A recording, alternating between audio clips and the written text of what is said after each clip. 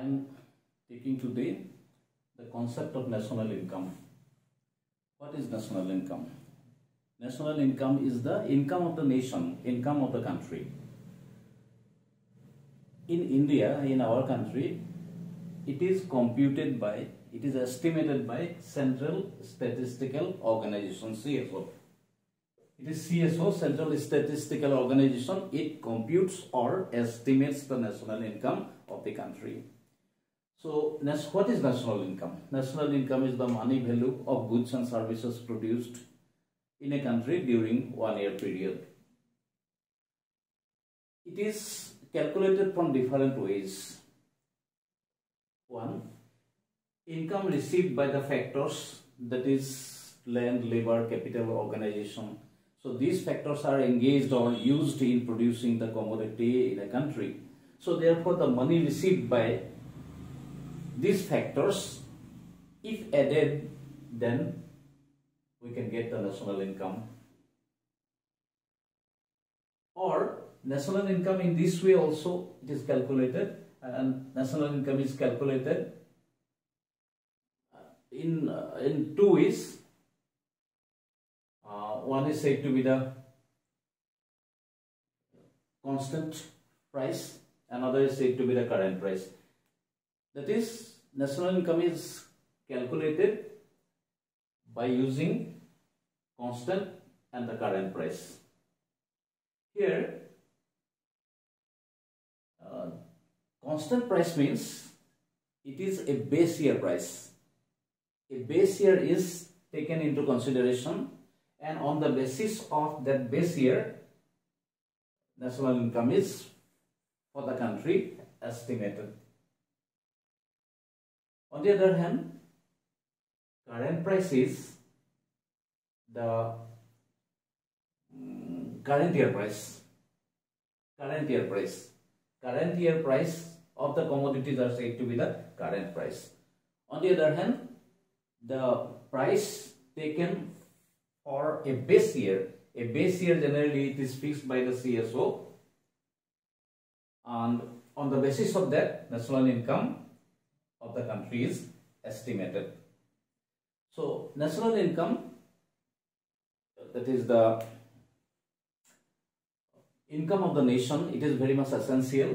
It is essential to the policy makers, to the planners, because from national income estimates we can get the overall picture of the performance of the economy, how the economy is functioning, how different sectors of the economy is performing, that we can know from the estimates of national income. Now there is another concept, it is called GDP, or gross domestic product. Now what is GDP? GDP is the value of final goods and services produced in a country during 1 year period.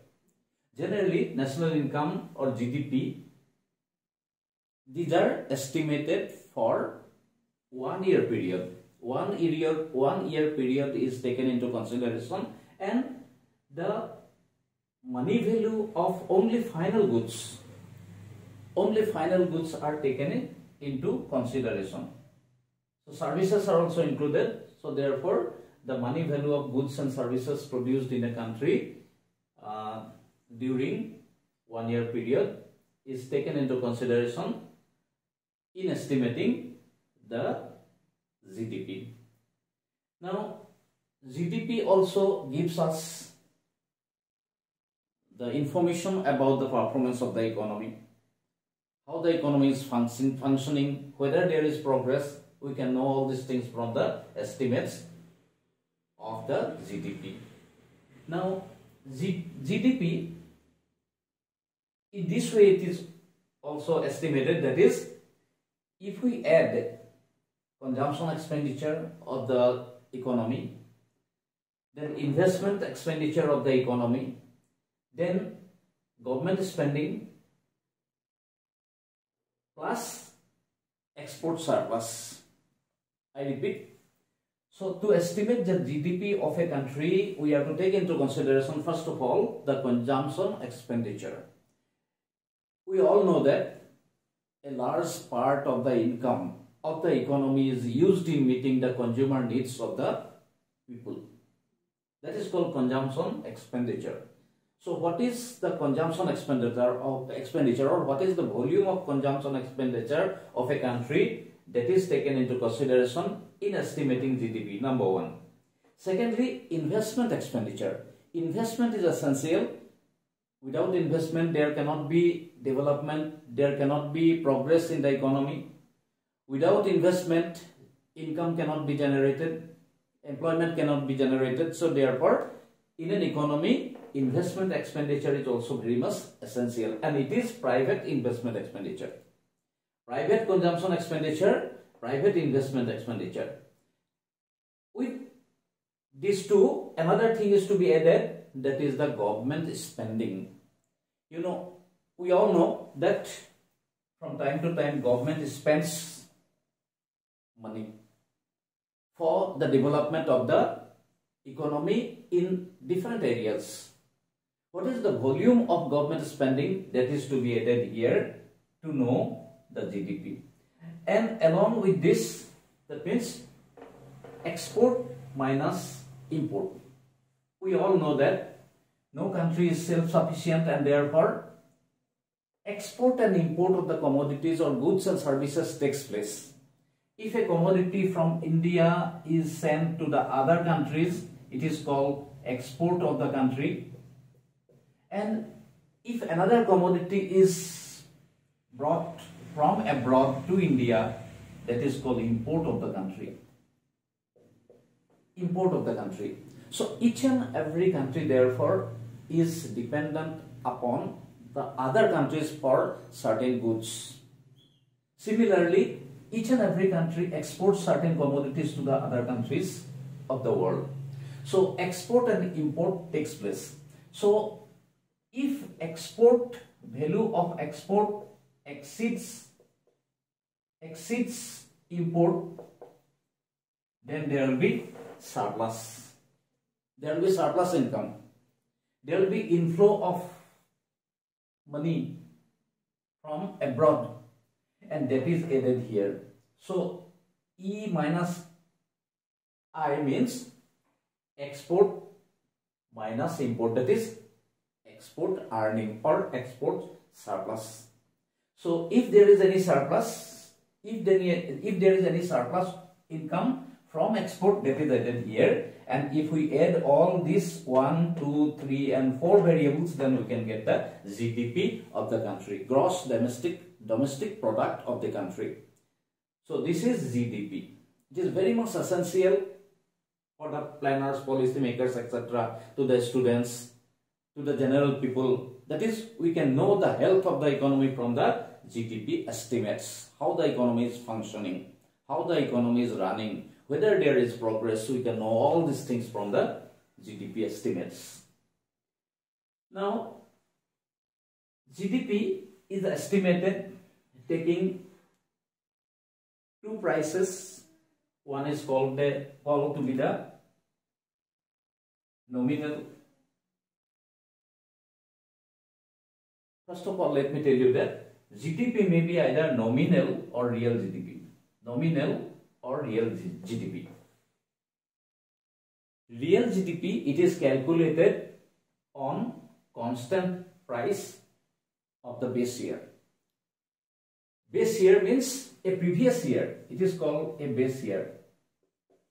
Base year means a previous year. On the basis of the price of the base year, that is, GDP is calculated. GDP is calculated. That is said to be the nominal GDP. The estimate, the figures will be called the nominal GDP. If GDP is calculated, that will be called the real GDP. And if GDP is calculated on the current market price, the present day price, then it will be called the nominal GDP. It will be called the nominal GDP. I repeat, that is, GDP estimates may be of two types or two kinds, or by two ways. That means GDP can be calculated. One is said to be the real GDP, another is said to be the nominal GDP. So real GDP is calculated on the basis of the constant price of the base year. This is base year, a previous year. So that year's, on the basis of that year's previous constant price, real GDP is calculated. On the other hand, nominal GDP, it is calculated on the basis of the current market price, present day price. If on the present day price the GDP is calculated, then it will be called the nominal GDP. So this is nominal and real GDP. So in this way, GDP figures, these are essential. Particularly this nominal GDP, it is essential because it is on the basis of this nominal GDP figures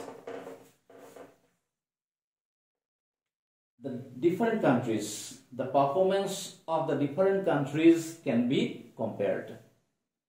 That is, different countries are at the different levels of economic development that we all know. So if we calculate GDP, nominal GDP to be calculated on the basis of current market price, then this figure will help us in knowing, in comparing the nominal GDP of the different countries like A, B, C, D, E, F, etc. That is global economics. That is global economic scenario can be known. That is different countries, how they are functioning, how they are running, what is their GDP. We can know this and we can compare the. That means comparative study can be made. So this is what is called national income and gross domestic product. We are discussing national income concepts. Ami আজি যেটো বিষয় ইয়াতে discuss কৰিবলৈ লৈছো সেটো হৈছে ৰাষ্ট্ৰীয় আয়ৰ ধাৰণা। ন্যাশনাল ইনকাম, ইংৰাজীত ন্যাশনাল ইনকাম কয়, আৰু তাকে আমি আমাৰ অসমীয়াত আমি ৰাষ্ট্ৰীয় আয় বুলি কওঁ। এই ৰাষ্ট্ৰীয় আয় আমাৰ ভাৰতবৰ্ষত সেন্ট্ৰেল ষ্টেটিষ্টিকেল অৰ্গেনাইজেশ্যন নামৰ এটা সংস্থাই বছৰি গণনা কৰে। ৰাষ্ট্ৰীয় আয় পৃথিৱীৰ সকলো দেশতে গণনা কৰা হয়, কাৰণ ৰাষ্ট্ৰীয় আয়ৰ হিচাপটো অতি দৰকাৰী। যিসকল পৰিকল্পনাকাৰী, যিসকলে দেশৰ এই উন্নয়নৰ কথা লৈ পেলাই চিন্তা চৰ্চা কৰে, ৰাজনীতিবিদসকল, অৰ্থনীতিবিদসকল, যিসকলে গৱেষণা কৰে, এই সকলোকেই ৰাষ্ট্ৰীয় আয়ৰ বিষয়ে জনাটো সকলোকেই দৰকাৰ। এইটো কাৰণে দৰকাৰ কাৰণ ৰাষ্ট্ৰীয় আয়ৰ পৰা আমি দেশ এখনৰ প্ৰগতিৰ ধাৰণাটো ল'ব পাৰোঁ। এতিয়া ৰাষ্ট্ৰীয় আয় গণনা কৰাৰ পদ্ধতি আছে। ইয়াৰে এটা পদ্ধতি কৰা হয়, এই পদ্ধতিত হয় কি এখন দেশত বিভিন্ন ধৰণৰ বয় বস্তু উৎপাদন কৰা হয়, আৰু এই বয় বস্তুখিনি উৎপাদন কৰিবলৈ যাওঁতে বিভিন্ন ফেক্টৰ নিয়োগ কৰা হয়। বিভিন্ন ফেক্টৰ বুলি কোৱা হয় উৎপাদনৰ উপাদানবিলাক নিয়োগ কৰা হয়, যেনেকৈ লেণ্ড, লেবাৰ, কেপিটেল, অৰ্গেনাইজেশ্যন, এইবিলাক ইউজ কৰা হয়, তেতিয়াহে দেশত উৎপাদন হয়। আকৌ উৎপাদনৰ লগত দেশখনৰ আয়, দেশখনৰ নিয়োগ, এইবিলাক চব জড়িত হৈ থাকে।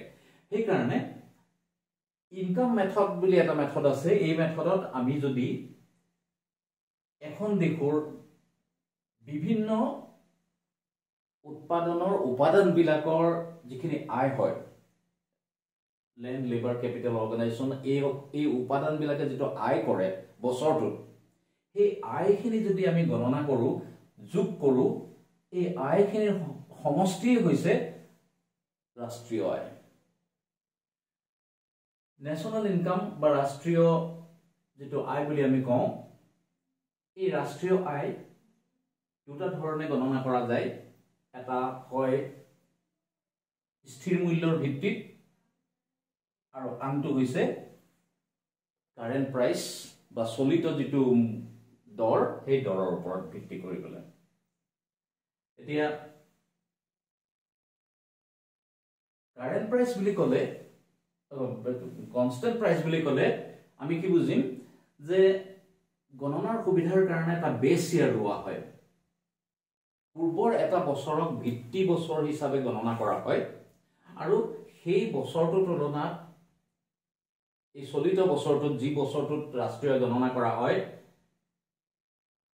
কিমান দেশৰ আয় বৃদ্ধি পালে হেতু জানিব পাৰি কম্পেয়াৰ কৰিব পাৰি গতিকে বেস ইয়াৰ এটা পূৰ্বৰ বছৰ এটা ভিত্তি বছৰ হিচাপে লৈ পেলে কি কৰা হয় ৰাষ্ট্ৰীয় গণনা কৰা হয়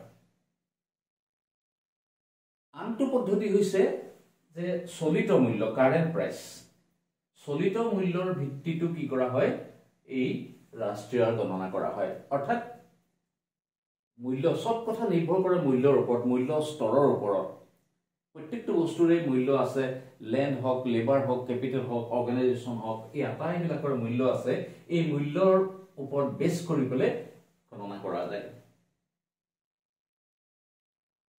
ৰাষ্ট্ৰীয় আয়ৰ গণনা আমি আগতে কৈছো যে প্ৰত্যেকখন দেশে কৰে পৃথিৱীৰ সকলো দেশতে কৰা হয় কাৰণ এই ৰাষ্ট্ৰীয় আয় গণনাৰ পৰা দেশখনৰ প্ৰগতিৰ পৰিমাপ ল'ব পাৰি এই হৈছে প্ৰগতিৰ পৰিমাপ এতিয়া এক কথাত ক'বলৈ গ'লে হোৱাট ইজ ন্যাশনাল ইনকাম বা ৰাষ্ট্ৰীয় আয় কাক কয় ৰাষ্ট্ৰীয় আয় হৈছে যে এখন দেশত এটা বছৰত বিভিন্ন দ্ৰব্য আৰু সেৱাৰ যিখিনি উৎপাদন হয় তাৰ যেটো মুদ্ৰা মূল্য হেয়া হৈছে ৰাষ্ট্ৰীয় আয় অৰ্থাৎ মুদ্ৰাৰলে তাক কনভাৰ্ট কৰিলে মানে যেটো আয় হ'ব তাকে ৰাষ্ট্ৰীয় আয় বুলি কোৱা যায় আৰু ৰাষ্ট্ৰীয় আয় হৈছে তাৰ মানে কি ৰাষ্ট্ৰখনৰ আয় দেশখনৰ আয়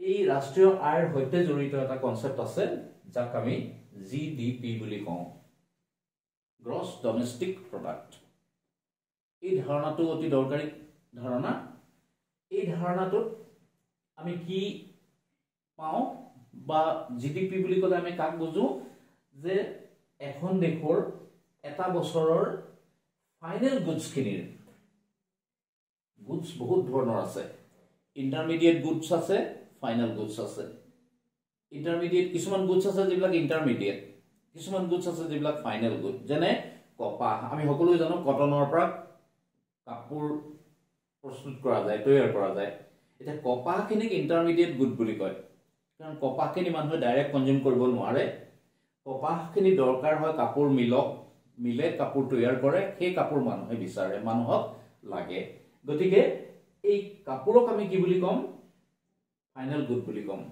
আৰু কপাহ কটনটোক আমি কি বুলি কম ইন্টাৰমিডিয়েট গুড বুলি কম এতিয়া জিডিপি গণনাত ইন্টাৰমিডিয়েট গুডখিনি ধৰা নহয় এখন দেশত যিখিনি ফাইনেল গুড প্ৰডিউস হ'ল বিভিন্ন ধৰণৰ বয় বস্তু উৎপাদন হয় এখন দেশৰ এই আটাইখিনি ফাইনেল গুডছৰ হিসাব লোৱা যায় আৰু এই হিসাব লবলৈ যাওঁতে দুটা ধৰণৰ মেথড ইয়াতে এডপ্ট কৰা যায় বা আমি দুটা ধৰণৰ জিডিপি পাওঁ এটা কোৱা হয় ৰিয়েল জিডিপি বুলি প্ৰকৃত জিডিপি আৰু আনটোক কয় nominal GDP real and nominal GDP এতিয়া ৰিয়েল জিডিপি প্ৰকৃত জিডিপি বুলি ক'লে ঘৰুৱা উৎপাদন সাধাৰণতে এইটো মুঠ ঘৰুৱা উৎপাদন বুলি কয় অসমীয়াত ইয়াৰ টাৰ্মটো হ'ল জিডিপি মানে মুঠ ঘৰুৱা উৎপাদন প্ৰকৃত মুঠ ঘৰুৱা উৎপাদন সাধাৰণতে ক্যালকুলেট কৰা যায় on the basis of constant price of the base year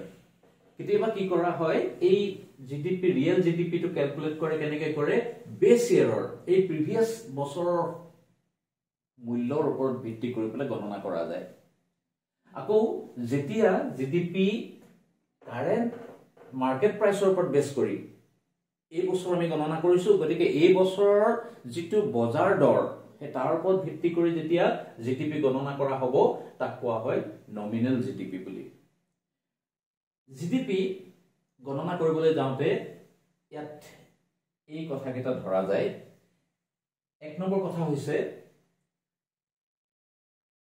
consumption এক্সপেন্ডিচাৰ এখন অৰ্থনীতিৰ এটা প্ৰধান অৰ্থনৈতিক কাৰ্য হৈছে কনজিউমাৰ এক্সপেণ্ডিচাৰ বা কনজাম্পচন এক্সপেণ্ডিচাৰ ইয়াত যিমান মানুহ আছে এই সকলো হৈছে কনজিউমাৰ যে তেওঁলোকে তেওঁলোকৰ আয়ৰ এটা অংশ তেওঁলোকে কনজাম্পচন এক্সপেণ্ডিচাৰ হিচাপে ব্যয় কৰে অৰ্থাৎ দৈনন্দিন জীয়াই থাকিবৰ কাৰণে মানুহৰ যিবিলাক বস্তু প্ৰয়োজন সেইবিলাক কিনিবৰ কাৰণে তেওঁলোকে ব্যয় কৰে আৰু সেই বস্তুবিলাক তেওঁলোকে কনজিউম কৰে এটো সি বুলি বুজাইছে শব্দটোৱে আইটো হৈছে ইনভেষ্টমেন্ট এক্সপেণ্ডিচাৰ এখন অৰ্থনীতিত দ্বিতীয় যেটো ইম্পৰ্টেন্ট ইকোনমিক এক্টিভিটি হৈছে হেতু হৈছে ইনভেষ্টমেন্ট এক্সপেণ্ডিচাৰ প্ৰাইভেট এটোৱে প্ৰাইভেট ইনভেষ্টমেন্ট এক্সপেণ্ডিচাৰ বুজাইছে গতিকে এখন দেশত বিনিয়োগ দৰকাৰ কাৰণ বিনিয়োগৰ পৰা কি হয় মূলধন গঠন হয় আকৌ মূলধন দেশৰ প্ৰগতিৰ কাৰণে প্ৰয়োজনীয় গতিকে সেই কাৰণে ইনভেষ্টমেন্ট কৰাটো দৰকাৰী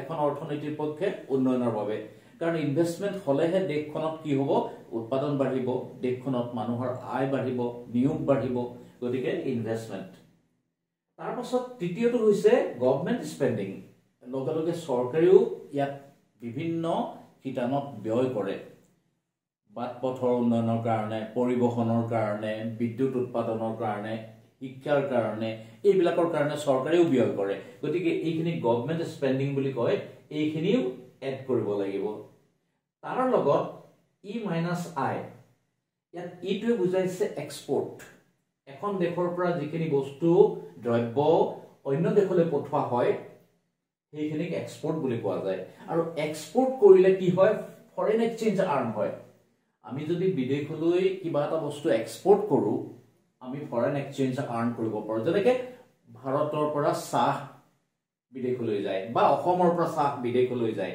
গতিকে তাৰ পৰা আমি কি কৰো আৰ্ন কৰো ফৰেন এক্সচেঞ্জ আৰ্ন কৰো বৈদেশিক মুদ্ৰা আমি আৰ্ন কৰো আৰু আইটোৱে বুজাইছে ইম্পোৰ্ট আমি সকলোৱে জানো যে আমাৰ ভাৰতবৰ্ষ পেট্ৰলিয়াম প্ৰডাক্টত সেলফ সাফিসিয়েন্ট নহয় গতিকে আমি পৃথিৱীৰ বিভিন্ন দেশৰ পৰা পেট্ৰলিয়াম প্ৰডাক্ট আকো আমি কি কৰো ইম্পোৰ্ট কৰো এটো আনো আৰু পেট্ৰলিয়াম প্ৰডাক্টৰ বাবে আমি কি দিব লগা হয় আমি মূল্য দিব লগা হয় অৰ্থাৎ আমাৰ ভাৰতবৰ্ষৰ পৰা সম্পদ ওলাই যায় পে কৰোতে গতিকে এক্সপোৰ্ট আৰু ইম্পোৰ্ট পৃথিৱীৰ সব দেশে কৰে কাৰণ পৃথিৱীৰ কোনোখন দেশে সেলফ সাফিসিয়েন্ট নহয় আনৰ ওপৰত নিৰ্ভৰ কৰিব লগা হয় গতিকে এনেকে এক্সপোৰ্ট আৰু ইম্পোৰ্ট পৃথিৱীৰ সব দেশৰে আছে ভাৰতৰো আছে যদি আমাৰ এক্সপোৰ্ট বেছি হয় এক্সপোৰ্ট আৰ্নিং বেছি হয় ইম্পোৰ্টতকে আমি যিমান বস্তু বিদেশলৈ পঠিয়াইছো তাৰ তুলনাত যদি আমি কম পৰিমাণৰ যদি ইম্পোৰ্ট কৰিছো তেতিয়া হলে কি হ'ব আমাৰ সাৰপ্লাস হ'ব সেই সাৰপ্লাসটো ইয়াৰ লগত এড হ'ব আৰু এইখিনি গুটাই দিলে মানে আমি কি পাম ইয়াত এই জিডিপি পাম এটো হৈছে জিডিপি এই জিডিপি কনসেপ্টটো খুব দৰকাৰী কনসেপ্ট কাৰণ যতে ততে আমি কাগজে পত্ৰই হওক সাধাৰণ মানুহেও আমি এটো বুজা উচিত যে জিডিপিৰ পৰাই আমি দেশখনৰ বিষয়ে জানিব পাৰো যে আমি ক'ত আছো আমাৰ ষ্টেজটো ক'ত আছে পৃথিৱীৰ অন্যান্য দেশৰ তুলনাত আমাৰ দেশৰ অৱস্থাটো কেনেকুৱা গতিকে আমি জিডিপি কনসেপ্টটো আমি অৰ্থ জানিব লাগিব জিডিপি কনসেপ্টটো আমি জানিব লাগিব গতিকে এই যেটো কনসেপ্ট এটো হৈছে জিডিপি কনসেপ্ট এটো খুবই দৰকাৰী কনসেপ্ট গতিকে এই কথাকিটা ন্যাশনাল ইনকাম বা দেশখনৰ আয়ৰ লগত জড়িত দুটা কনসেপ্ট এটা হল ন্যাশনাল ইনকাম আনটো হৈছে ইয়াতে যে জিডিপি মুঠ ঘৰুৱা উৎপাদনৰ পৰা আমি আমাৰ অৱস্থাটোৰ বিষয়ে জানিব পাৰো গতিকে এইখিনি কথা আজি ইয়াতে সামৰিছো